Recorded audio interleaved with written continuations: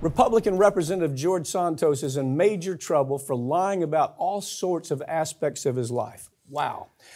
Apparently the Republicans say this is okay. This guy's a nutcase. He is a Republican nutcase. He tells everybody, first of all, he's Jewish. He's not. The reason he said he's Jewish is because he's trying to raise money. And he does very suspiciously raise a lot of money, millions of dollars. Although when he came to run, the guy was a complete pauper. He was living. He was renting a place, and he was months and months behind on his rent. Yeah, and it just blows my mind that the Democrats in New York, because they had a dossier on this guy, and they had enough information, according to what they've said.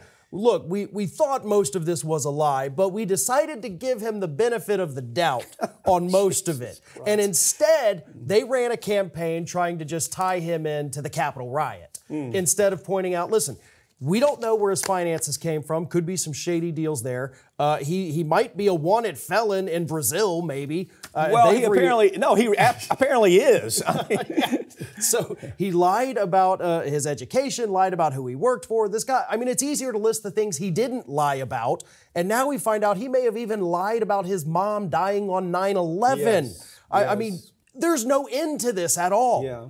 Okay, so the Democrats have all of this, bits and pieces of this information are already out there. They know about it. But their political geniuses said, no, let's talk about January 6th because Democrats are talking about January 6th now. So let's tie into January 6th.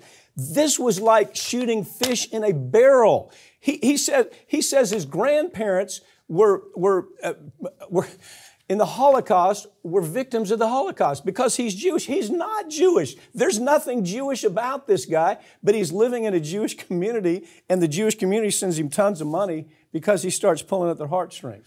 And the Democrats just whistling through the graveyard saying, yeah, let's do it. But how about the Republicans allowing him to be sworn in? Yeah, that's even more disgusting, obviously, is because they know this guy is a complete and total fraud. Yeah. His entire past is fabricated. And they had the authority. They can say, as the majority, we're not going to seat you, and hey, if you don't resign, we will immediately vote to expel you. Yeah. They have that power. But they didn't do it because they have such a thin majority, 5 seats, that they need everybody they can get. Marjorie Taylor Greene baked cookies for this idiot a couple days ago. Weirdly enough, cookies shaped and decorated to look like her. So she delivers him cookies. She's been defending him because they're cut from the same cloth. This is why I talk about tribalism all the time. I mean, I just do. I hate it. As I've always said, I'm not a Republican. I'm not a Democrat. I just want to call strikes and balls. So Republicans, rather than doing what's good sense, they let this happen. The Democrats do the same type of thing. But they had all they needed on this guy. Quick question. Where did the millions of dollars come from? He goes from being a pauper to having millions of dollars. Where'd that come from? Well, he says it's from his hugely successful business, but there's a lot of red flags there. And of course, that's what is now being investigated. In addition to, Brazil has reopened their investigation of him allegedly stealing a checkbook and buying hundreds of dollars in designer clothing. But so he's got some legal problems right there on the horizon. Yeah. I hate to say it, but he looks like a Republican.